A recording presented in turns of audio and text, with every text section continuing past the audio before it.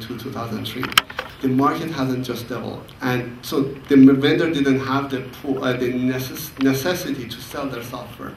So eventually they sold to the vendor for $12 million, and it, or maybe it was $18 million. I'm having it out here, but they could have done much better had they focused on customers, because they did not have any ground to stand on after the money was running out. The only out was vendor.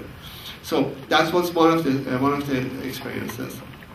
There was another company who actually raised a good amount of venture capital money and said, we are going to address the market in a big way. We're just going to solve this difficult problem. And they put a lot of people in that solution. And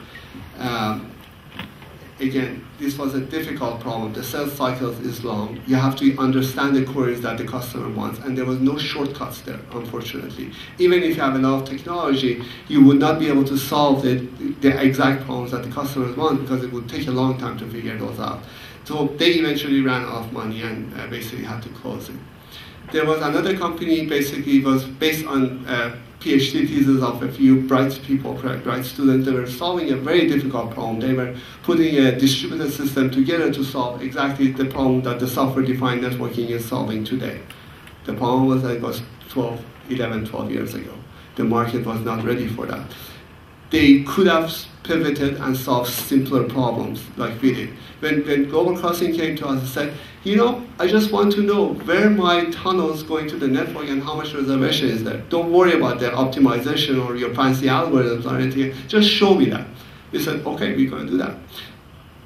I think they did not, I don't know the exact details of it, but as from what I saw from the outside, they did not do those pivots. They said, no, we're going to solve this very complicated problem. And Alan and Armand, they both have PhDs, and they mentioned to me as, you know, it's probably we should not fall in love with our PhD thesis, you know, solve the customer problem. And maybe that was one of the issues with that company.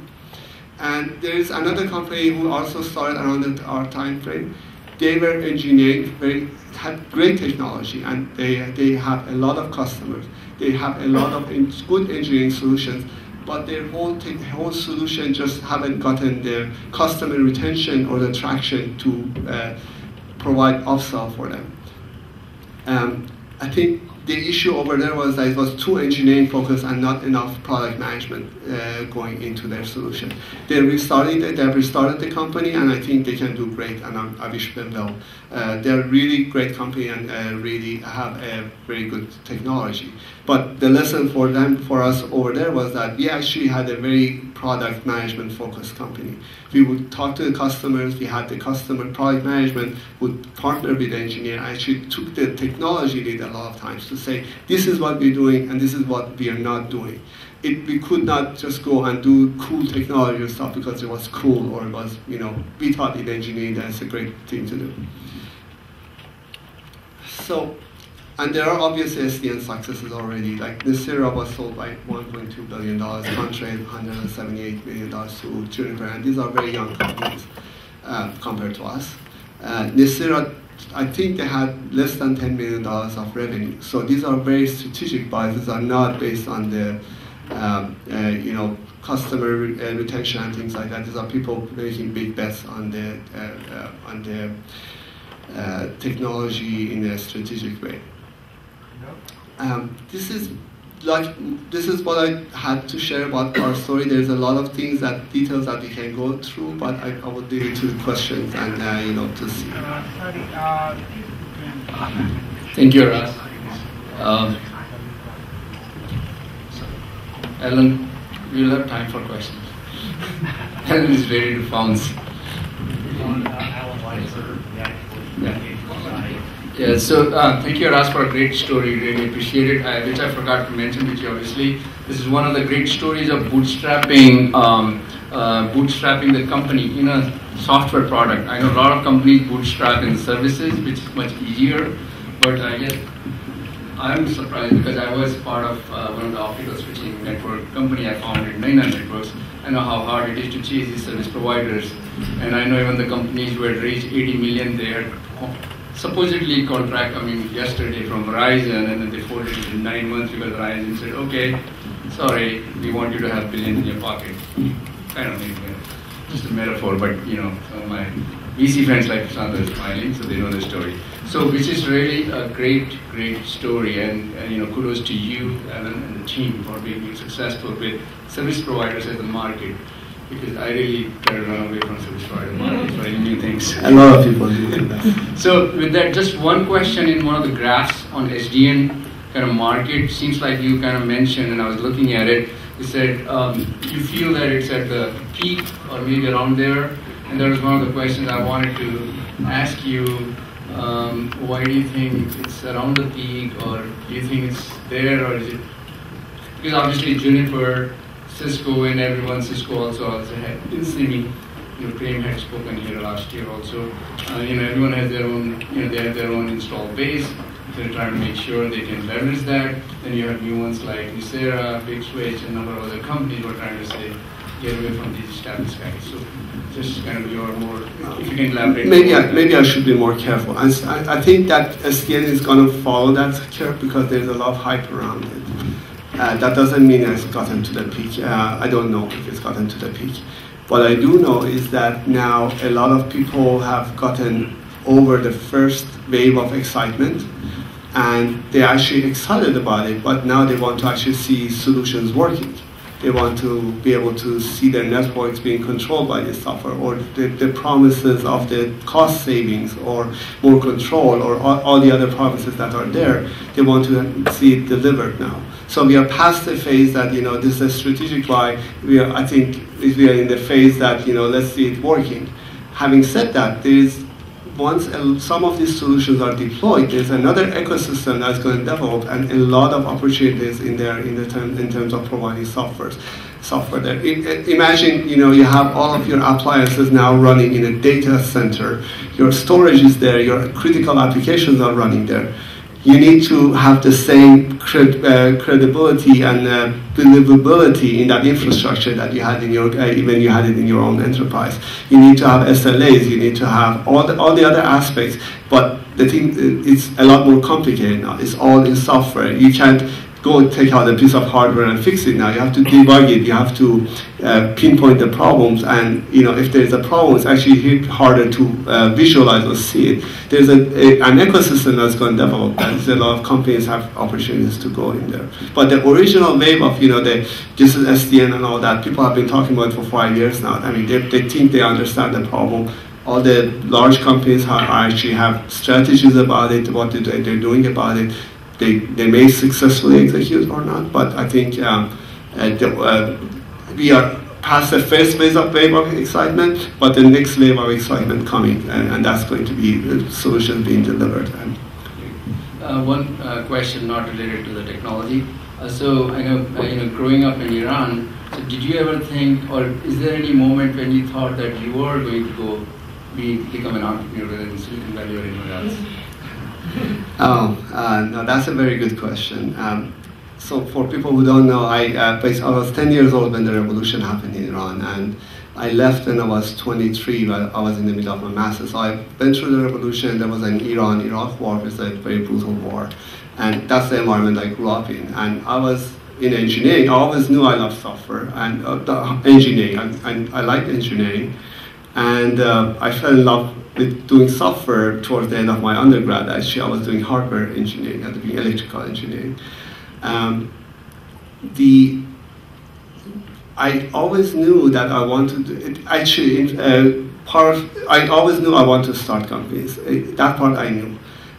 But having that imagination at the time in Iran was kind of crazy to think that way. This is before the internet, right? This is 89 and 1991. The internet people were not as connected. We were very isolated back then, people in Iran. And so it was kind of crazy to think about it. But there's an interesting story behind it as well. A relative of ours, Shifter, which was a great person, was my English teacher when I was growing up.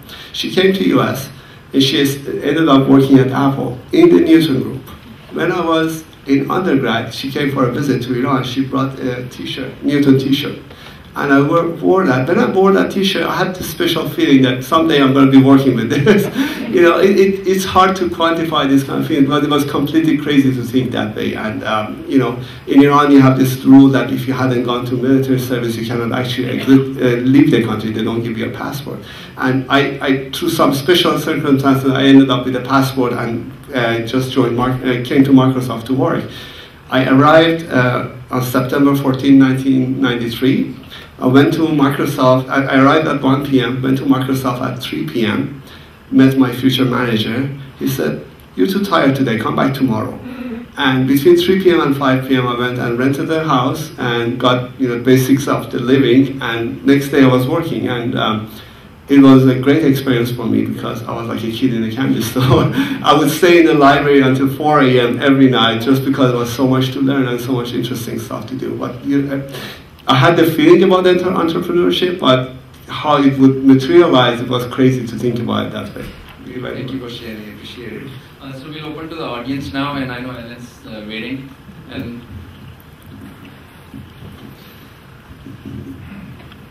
Thanks. I'm incredibly impressed with your success story.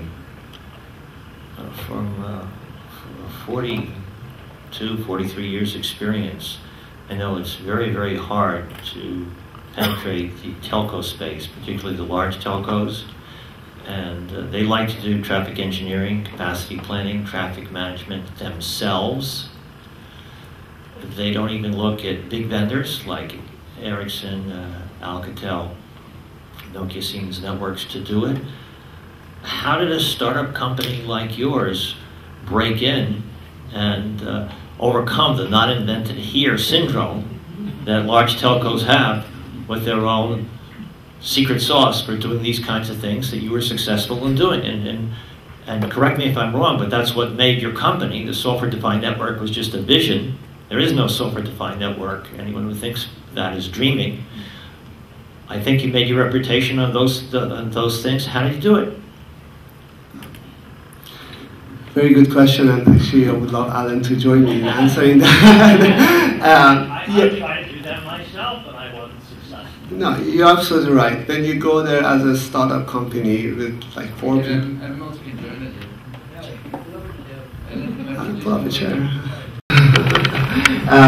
So, you're absolutely right. It was very difficult.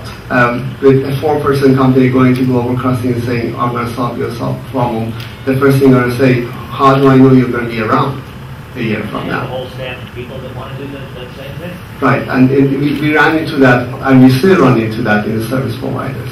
The problem is not that they want to do it, it's that nobody is providing that for them, have been providing them for them. And we basically, I think,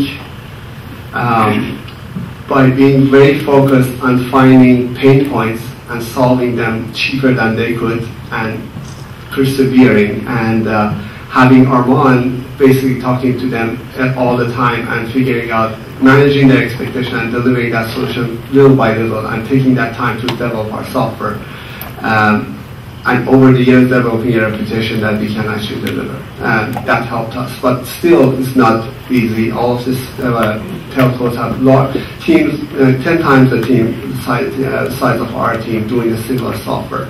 So there's that focus that we have. But if you have, if your livelihood depends on that, you have a different focus than a team that is 10 times larger than you. That their livelihood doesn't depend on that, right? So I think that's part of the answer. And what do you think? Hi. I could mention that obviously the people that were really interested in the software were the operations and planners and engineers running the network, who were in a different group from the people who were developing the tools. They didn't necessarily have, they wanted something that worked, so they were prepared to fight for our solution if we could prove it to them over the invented year version. One important part was that we weren't selling to the management, we were selling to the engineers to a large extent, the people that actually needed it. The management would when we went to the management, they would say, well, we have a team to do this. It would have been hard to get through that way. It's only later in life that we have had the credibility to be able to sell through at the upper levels of the organization. But if you go into the actual guy, you go to Nanog, you meet the actual guy who has this particular problem, and you can provide a solution now for him. It's possible, with a little bit of help from coaching from both sides, to get it through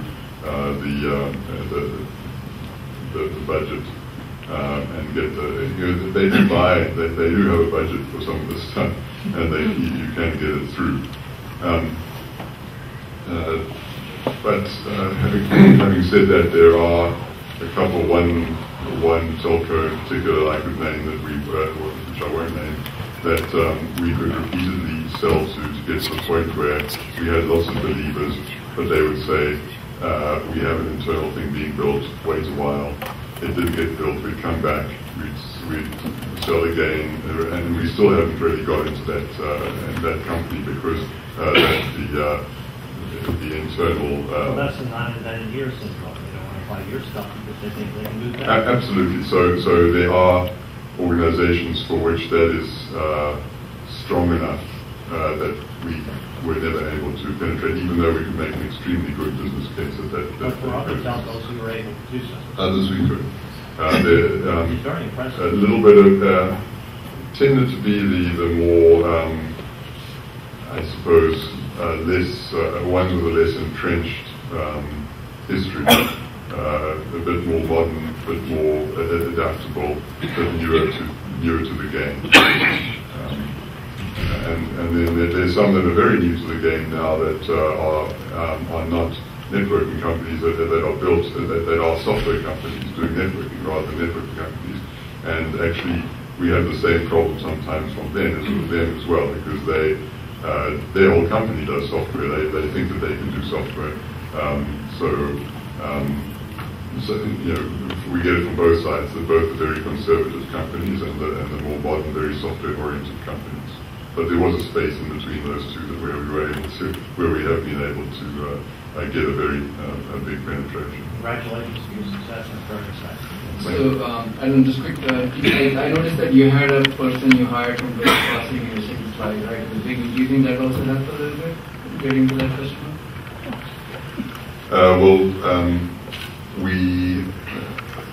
Global Crossing was a customer while Thomas was at Global Crossing. He was our first customer. He liked the solution. He realized that they had created a very, very complex architecture that they were unable to manage. I'm not sure that he particularly supported that architecture, but he had to deal with it.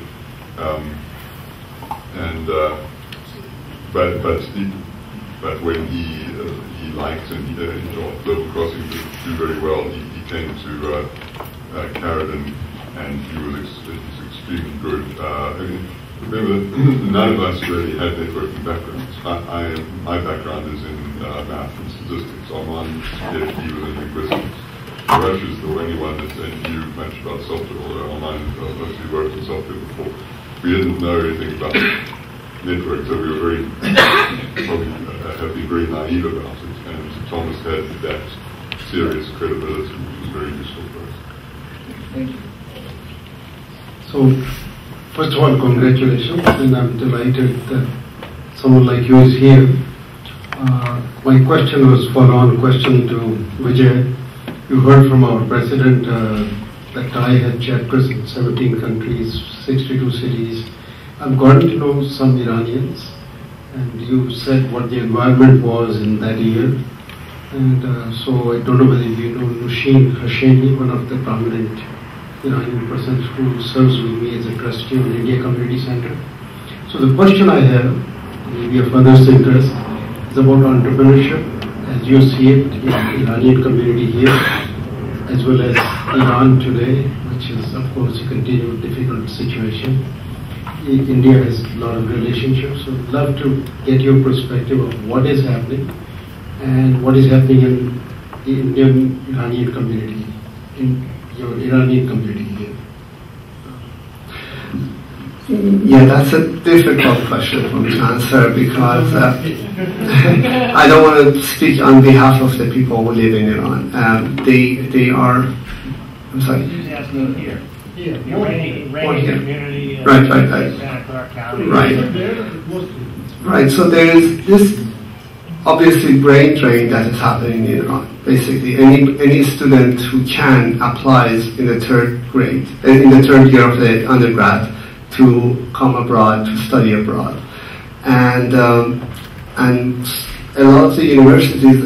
So Iran, it's very difficult to get into universities in Iran. They have a good high school, and they have a good education system. They educate a lot of students, and the literacy rate is very high in Iran. The college graduation rate is very high in Iran. And actually, some interesting statistics there is that more than 50% of the graduates are female. And females in Iran, I mean, the women graduate more than men in Iran in the undergrad. But the fact is that anybody who can leave will leave. And so a lot of the universities here have actually caught on with that. So there's a lot of PhDs at Stanford, at Caltech, at USC, at MIT, that they take these these students, and they are very hardworking. So when they graduate, a lot of them have started a lot of companies. And I know many of them. So and there's a small ecosystem of Iranian entrepreneurs now, and there are also investors that are helping those companies, and there are a few successes there. But I think they can learn a lot from the Indian community and the way they network and the way they have done high tech in Silicon Valley.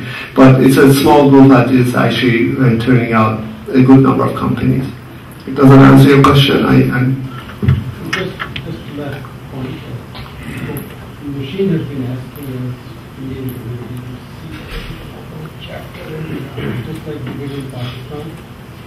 So do you see any need or desire or anything of your community to do something there? The problem there is legal. There is not lack of desire. It's just that because of the relationship and the sanctions and things like that, it's very difficult to manage a relationship like that. There is enough talent back there. There's enough interest back here, and they have no political, affinities as well. They're very open in that regard. But there are a lot of legal hurdles that I don't know how to overcome. Hey, Arash, hi. So I guess my question is that a lot of investors, for example, have this philosophy that if a company is on this accelerating growth path in the first 18 months or something like that, you might as well fold your cards. Now, your 12-year story, of course, is a very different story. And do you think there's just something fundamentally different about B2B companies that are taking on a lot of technology risk that is very different from a B2C company that is fundamentally business risk driven, and that they just inherently have longer gestation periods, or not necessarily? I mean, I'm not a good person to answer that. I can guess. What I understand is that if you have a market that you see and you can go grab, you need venture capital money to grow fast, right? It's a very valid case to go raise venture capital money, go after that market, because you're going to miss it. There is no point in not growing fast enough and going after that. There are use cases, however, like our case, which was very complicated to figure out what are the, how to do it, what is the actual problem to solve. There are a lot of practical aspects to it that may take a long time, and throwing people at it may not help, right? If you throw people at a problem that it will not help, you end up with a large payroll that you cannot sustain after a while. So that may not be the best VC, that stage of the company may not be the best stage to have VC money in, because it's going to be difficult to sustain that, and after 3 or 4 years, you have to have something to show for. And it will be, if the market hasn't developed, if you haven't done that, then the next rounds are going to be difficult rounds for you. So it's really case by case. There's definitely very valid cases for raising VC money. It depends on the type of the problem that you have to solve. And some companies don't have to raise VC money. You can solve a smaller problem with a smaller market capitalization, eventual market cap that can be useful or can be good enough for people involved. But it's very hard, when you have venture capital money, you have to have at least a 10x expectation at some point. At least you can imagine that. But some markets you can't imagine it, but it's a valid market to go after and for a smaller company. So it's case by case really, but I don't know enough about B2C to answer that question. Hi, my name is Amar and I work for a storage startup, Tetri. I really was excited actually listening your story and the everything, eventually getting succeeded. My question is, what are the few key challenges that you faced over this course of journey? And really the tough challenges really kept you no sleep during nights. And in those circumstances, what actually motivated you to keep going and reach the success where you are right now? Thanks. From my point of view, the key worries were running out of money. We were always right at the end. I was the part-time bookkeeper as well, so I was looking at the accounts and seeing this go to zero quite often. We were able to round up a little bit of extra fund because our burn rate wasn't, our expenses weren't that high. We could, if we got into real trouble, we could go and get a few loans from some friends and family. But that was I think that's the most stressful part. It's probably common whether you talk about large amounts of money or small amounts of money in all of these situations. I think that's what kept us going. To a large extent, it's a bit of a bet, and the more you stay in the business, the more you're sort of doubling down on that bet. For us, if you're there for 3, 4, 5, 6 years, that's a lot of time to throw away. If you say, okay, I'll go and do something else, that's that's a lot of time that you've been pursuing something that you didn't realize. So there's a lot of motivation. There's increasing motivation after a while to keep pursuing it. But you do have to be careful. We were talking about this. You can get to this sort of zombie company stage where you're not doing one or the other. And I don't think we were ever at that stage. I think we knew that we had something good. We were full of few when we were at a stage of a few customers. Those customers were very, very happy with what they had, were very committed to it, and were very tied to it. They very large, seeing a very large company make some crucial decisions and build a whole supporting team around your product convinces you that it's worth pursuing, that there is value there. I think that helps. Yeah, I want to add one of the things that kept me going was actually Anna and Armand and the rest of the team at Caridan. I had a great personal growth experience as well. And at any point we could see that we have something good and we can see the next step. But again, it was a very slow process in sometimes, but we could see the next step, and that combined with with the team, it also kept me going. Really quickly, I'm also Iranian, so I want to tell the gentleman, there's Startup Weekend, there's TEDx, there's a venture fund, there's a really cool community in Iran of entrepreneurs, and there's deals happening, so I can connect you to some people. Anyway, Arash, you and I have talked about this before. You said it took too long, this whole journey, and my question is, when you brought Steve on board, was that really a positioning, and did you have a hunch that it was going to lead to a acquisition by Cisco, or that just kind of happened through him being connected and having a relationship? Was it strategic or just kind of luck? Well, I'm going to answer that, and then you take it as well, Alan, if you want.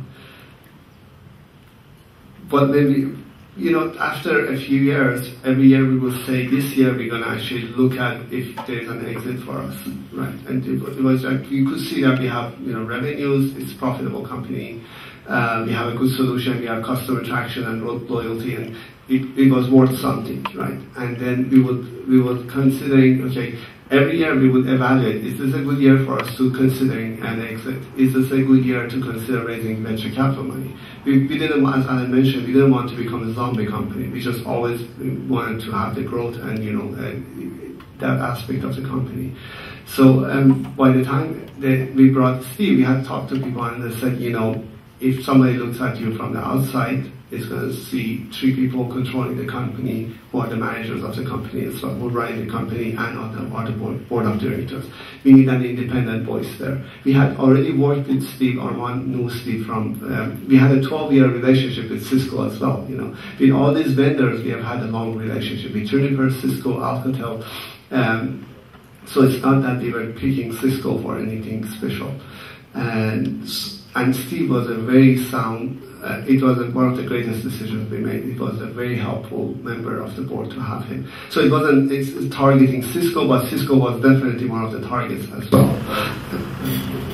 No, that's exactly right. I think Cisco was probably the main target. I think we had thought, well, what would it take? We need to know a little bit about this company. We need to have a bit of an inside view. And certainly that was a factor. But otherwise, yeah, exactly right. Thank you. Lady.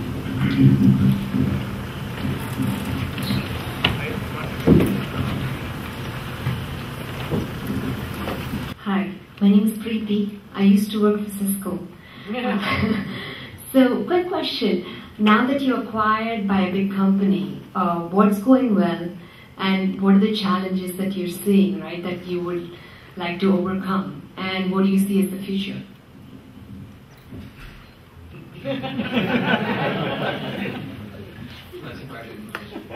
Yes, so there are part of it as classified information I can share. But in general, so far, I've been surprised at how well it's going. This is probably credit to Armand and Alan that we had these conversations with Cisco before the acquisition. What would it take for us to be successful at within Cisco? What would it take? How would we set up after the acquisition, to set up the entity so it can have a chance of succeeding? Equipment vendors are not necessarily geared to selling software. They are more used to selling hardware, and that's a challenge. But it's a challenge that they want to overcome. The world is changing, and so it was important for us to set up the environment beforehand and talk about it and how would you set it up and how after we are acquired so it has a chance of succeeding.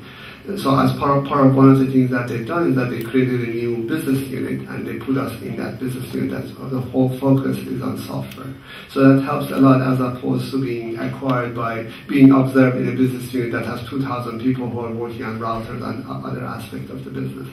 So in that regard, I've actually been pleasantly surprised that you hear that big companies are more difficult to work with, and there are challenges. There are a lot of challenges of the communication is suddenly tenfold within Cisco. If there are like 200 sales teams that want to ask one question from you, that's 200 questions a day.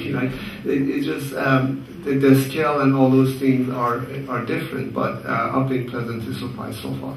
But I can see a lot of challenges ahead as well. Yeah, I could add. We were together when our previous company was acquired, and the acquirer, we discovered, well, we weren't the founders, so we were just working there. The acquirer had really no clue what they bought. So they had no way of fitting us in, it was 2001, no way of fitting us in to any kind of strategy. And the thing was, it was very, very depressing from day one. That is absolutely not the case. The Cisco people knew exactly what they were getting into. They knew what they wanted to do. They knew what we did. They had a lot of contact with us. They had a good plan, and they were willing to allocate a lot of budget to it to grow it and make it successful within Cisco. So I mean, there's some just big company structural challenges, but they've done a really good job at preparing the groundwork for it. So I'm very pleased about that.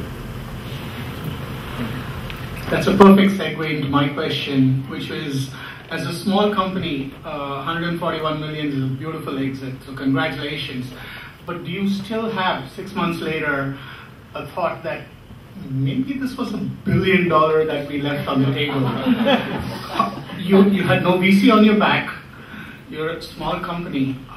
How do you come up with the valuation that says, this is, maybe it's really worth $2 billion for Cisco, and maybe it's 3 more years, 1 more year. How do you decide, or how did you decide, this is it? Didn't want to lose more hairs. Or more white hair. No, but how do you determine the value? How do you come up with the number? Did you see pictures Aaron when they started and now? Alright, sorry about that. There are a few aspects to this question, but one is, I think it may come down to a personal thing. Are you the kind of person that has regrets, or are you the person that says what could have been? No, I don't have those. I'm very, very happy with what happened, and I don't think any of us do. How we came up with the number, well, there's quite a game that goes into it, but it really comes down to what people come up with, what they're willing to offer, what you're willing to talk to them about and negotiate with. There's a lot of details that you wouldn't get into, but in summary, we're happy, and I don't think that there are any regrets at all. And same for me. I'm happy, and we don't have any regrets. Part of being a company that has revenue and is profitable, it at least establishes a floor for your company. There are formulas that say 3x or 5x your revenue. That's you can establish a floor at least, and then there is a strategic value of your company that we can evaluate separately.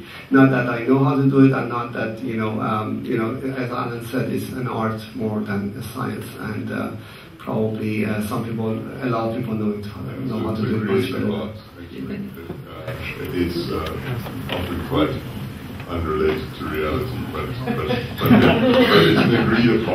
an agreed upon method. Everybody agrees on. If you do these certain things, you can come up with these comps and these projections and so on, and comes out to this number, and everyone sort of just agrees. Excuse me. I think it's a fair number. I think it's in this case. I think they did well. I think Cisco did well. Mr. Given you're looking at the books also every day. Absolutely. Yeah. Okay, let's go to the next question. So I have a related question. How did you decide 2012, or what made you decide 2012 was the year that you would exit? Yeah. If you can talk a little bit about the process, if you can talk about how you decided 141 as a valuation, but the process you went through in selling the company, and finally, why Cisco? Or what were the reasons that you decided Cisco was the right partner for you?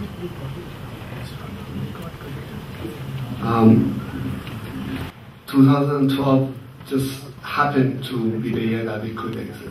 Just not that we decided 2012. As I mentioned, every year we would look at, do we want to exit this year? Part of the thing that we actually didn't do anything about was we were actually really busy running the company. It takes a lot of cycles from you to actually go and start marketing your company for selling your company. So that's part of it. We actually, every time we would look at it, we did not have cycles to actually do anything about it. That was the reality of it. The other aspect of it was, again, in 2012, we saw that we can have strategic value as well because of the software-defined networking. And I think we have a fair amount of, relevance in that for the slice of the software-defined networking that we are trying to address. We have enough relevance there. So when you're in that scenario, you have two choices. You have the choice of raising venture capital money to grow faster and try to address that, because it takes a good amount of increasing your team size to do that. And then you're taking higher risk, and there may be higher rewards for it, but the market will wait for you to actually go to market in many cases and see your solution, unless you are actually you manage to sell it in the hype cycle, which wasn't us. I know it wasn't in our DNA. In our DNA is that let's build something useful that people use. So that's why 2012, and we looked at who are the companies who can actually take this software-defined networking solutions. One of the aspects of that is actually you need a comprehensive solution.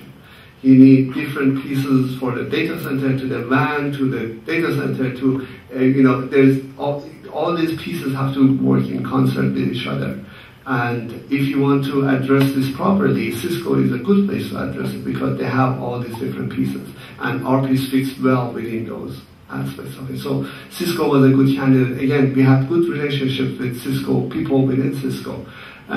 Cisco people had licensed to our software for years, and a lot of our sales came from them. Basically, they would take our software to solve a customer problem, and as a result, we would have gotten a reference from the to the customer that they would actually want to talk to us. So it was a very beneficial relationship both ways. As Alan mentioned, the people we were selling to in those companies also we started from the bottom. We would sell to the guy who would actually use the software, and they would go convince their manager, and they would go convince their manager at the beginning. So this Cisco relationship has been there for a long time. Same with Juniper and Alcatel, by the way. But it just so happened that Cisco became the one that acquired us, basically. Just one more thing. Our revenue was slowly increasing year by year, and there's certain thresholds of revenue at which time certain companies will be prepared to even consider you for an acquisition. We wanted to get, we had a specific time we could say revenue or projected revenue can clearly go above that level, and that would bring a lot of more companies not to us, but would open the door to a lot more companies. That was one. But besides conveniently being able to jump on the SDN bandwagon, that was another thing that we were looking at and waiting for before we went to the market. Hey, I'm Caridan. First of all, before coming to the talk, I was impressed that you are a company who was having an SDN solution for traffic engineering. Little that I know that you were working in that for 10 years. Now I admire your case and for what you did. The question was similar to one of those gentlemen asked. So, almost one year after your acquisition, do you think it would have been a better option to actually run as a standalone company and still continue their traffic solution? Because most of the solutions I see in this space, they are software controller solutions, not really a traffic engineering or a traffic monitoring solution. Or you guys see at Cisco, you have a better opportunity to actually become a larger player and add the traffic software controller into yours, and you become a solution from Cisco completely. And also, I know that in CME you're on the corner, so how is you going to go with that? Again, if you wanted to address that, we have to go raise venture capital money. Right? If you're a company like ours who's been going for 10, 11 years, at some point you're going to look at, do I want to take another big risk at this point, and and go for another 3 or 4 years that may not pan out, or we actually be part of an organization that can fund that project for you, like Cisco, and actually become successful. It's a lot of emotions and personal aspects go into that as well. Were we prepared to do that? We could probably do that if it had come down to it, right? And we would have done whatever it takes. And what this did, the acquisition of the Cisco, actually, we are all happy about it. It may turn out to be a good, and we hope and we are working towards to make sure that it's a good acquisition for Cisco. And we personally want that as well. So for Cisco and for it to be a good acquisition for them, it's good for us. We didn't have to take that extra risk. It's actually interesting that when we talked to some VCs because we were prepared to expand the team to go after that market. And another aspect is that they would call us a unicorn. I mentioned that. Said, what do you mean your company is profitable? They don't come across companies like that at that stage, right? So then you would have to go after VCs for the late stage VC investors, which are not necessarily the strategic people who would position you strategically as well. That's another aspect of it. There are many aspects to this, and I think we are happy with what happened, and I think we hope, and I think the early indications are that it's a good acquisition for Cisco as well.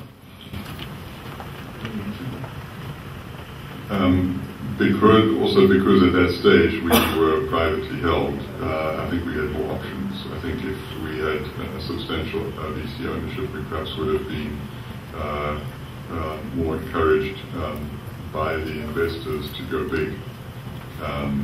But we had the luxury of saying, well, it's enough for us. And, we have a good enough stake. It's our only bet. We don't have multiple bets out there like the investors would have, so we need to cash in. It's a better option for us. Last question. Hi, so my name is Ritesh. I'd like to obviously thanks Ty for setting up this session, and huge thanks to both of you for coming here and presenting your story. I have a question for you guys. As a bootstrap company, how long did it take for you to break even? And during that period, how did you influence key hires to join your team? Because that seems like the most incredible challenge for anybody.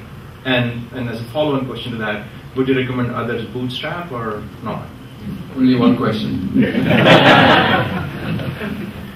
We were profitable in 2003? Yeah, profitable is a different definition. Our market, it took us a while for our salaries to become market rate salaries. Right. For the salaries that we were taking, we were able to fund, and at that stage we just had a couple of people that were looking for interesting things to do. I think that you do need,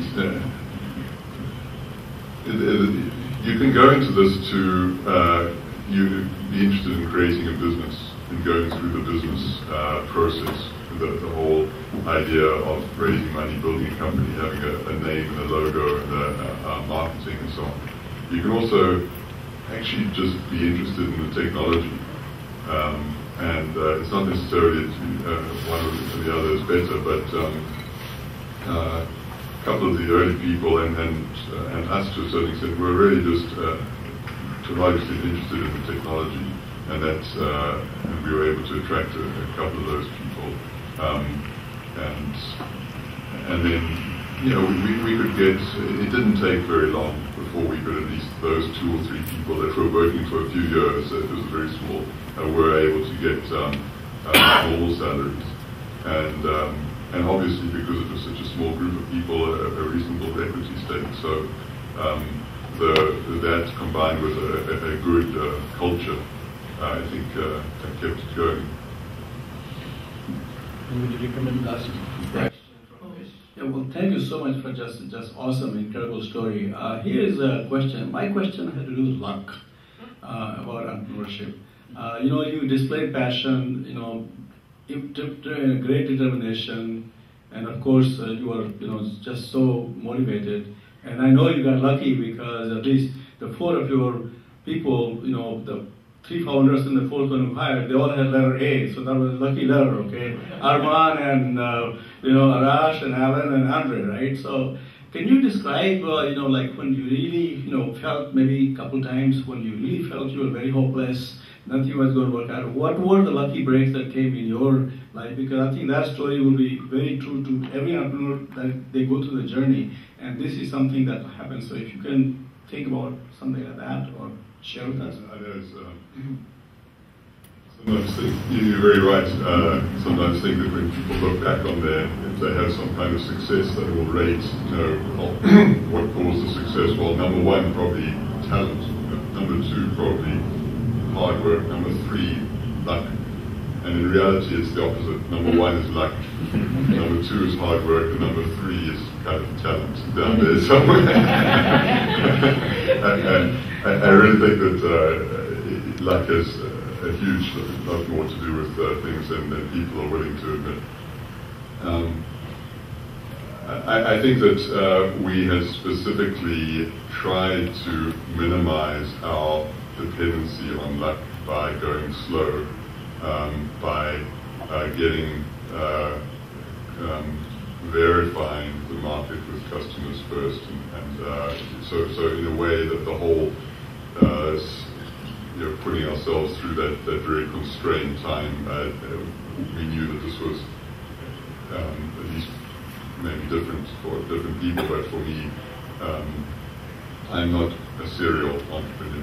This is one thing I want to do, and I can go and do some other things. So I really wanted this one to work out, and it's okay if it's not a huge effort. I just wanted to play safe. But yeah, I mean, there were some very lucky breaks. Going back to the accounts, I remember when we were almost about to run out of money when some random company from the Far East happened to pay us completely unexpectedly. I think they almost bought it by mistake, and the money appeared in our bank account. These things happen. For me, I think keeping going was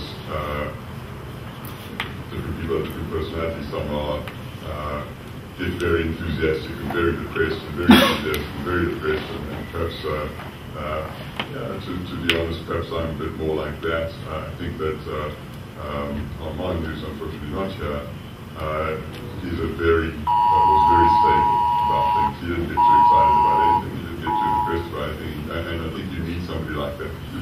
You need somebody that you can kind of gives an example. LIC/6WCU 986CA Blue Nissan first and four door. And talk you out of being too excited. I think that worked quite well. Maybe could have got a little bit more excited sometimes, but having you need some leaders that are going to that people can kind of hang on to, and that helps. Yeah, definitely.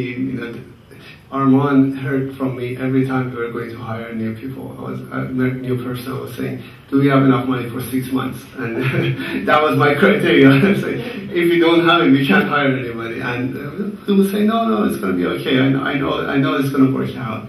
I think as a team, I looked at this concept. I've been interested in this concept by somebody. Albert Bandura of Stanford had this concept of self-efficacy.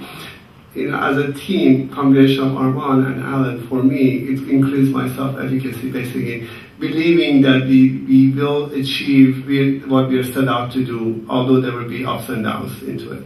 So that core belief was actually the personality of the whole team that created that belief in me, and I'm very grateful for that, obviously. But there were definitely a lot of ups and downs, and as Alan mentioned, we were worried about payroll a lot of the times, and one thing that helped us was we started during a downturn in the economy. So the employees that we got and all that, we got to know each other, and we got to become a team before the distraction of the the boom cycle again. But it was a challenge to go through these boom cycles, and have your employees as a small company was actually growing little by little. And our people who worked with us were very talented, and they had options out there. And so that was another thing that kept me worrying about, what happens if we lose these people. But fortunately, it worked out. But again, as Alan said, luck is a good portion of it as well. So basically, 2 secrets. One looks like secret to success was make sure your 4 first founders have names starting with A. That's one thing I learned. I've been trying to figure out what is the secret to success for a startup, right? And the second one I think I learned from Alan was make sure on fine day you have a Far East customer. I had the same experience with Taira-san. He was my advisor, and he took me to Japan. And before we came back within 10 days, we had $250,000 check, and before even they had sold the software, we had already finished the money. So, I mean, you get a polished customer. So anyway, with that, let's give a big round of applause to Arash. I want to mention one more person before we leave. Vishal, who's sitting here, actually has been our friend for 12 years. He visited us in our, in the bedroom that we started our company and gave us some advice back then in networking. So he knew a lot more about networking than we ever did, actually. So thank you, Vishal, for being on. Actually, I had that in mind, but by that secret thing, I got so excited I forgot about Vishal. So anyway, I have to thank Vishal, Dr. Vishal Sharma. If you guys, he's a veteran of networking. He runs his own network analysis company, as well as he was one of our advisors for the SDI track we had in TiCon. And of course, thanks to him for introducing me to Arash. So that's why Arash is here. Thank you, Vishal. So with that, let's give them all a big round of applause. So we'll be here for the next 15 minutes. And before you see Dan switching lights on and off, that time we get the heck out of here.